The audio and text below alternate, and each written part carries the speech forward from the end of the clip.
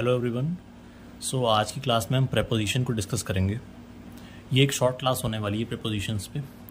So start करते हैं। Preposition English grammar का एक इम्पॉर्टेंट टॉपिक है।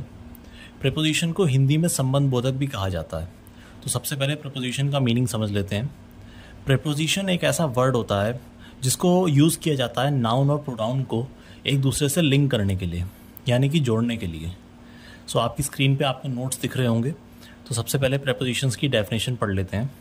सो preposition is a word used to link noun और pronoun with other words in the sentence. और preposition is a word or phrase that is used before a noun or pronoun to show place, time, direction, etc. So I hope preposition का meaning सबको clear हो गया होगा। अब इसको example से समझ लेते हैं।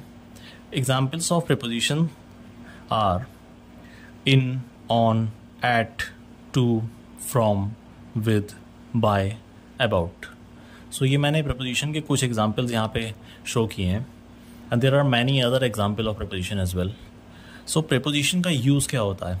मेनली प्रेपोजिशन हमें तीन चीज़ें बताने के लिए यूज़ किया जाता है सेंटेंस में। One is direction, other is time and the third one is place. अब प्रेपोजिशन को सेंटेंसेस के साथ समझ लेते हैं।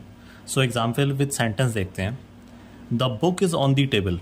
यहाँ पे ऑन एक प्रेपोजिशन है जो इस सेंटेंस में यूज़ किया गया है, क्योंकि ये नाउन और प्रोनाउन के बीच में रिलेशन बता रहा है, उनको लिंक कर रहा है। Second one is I am from India. यहाँ पे फ्रॉम एक प्रीपोजिशन है।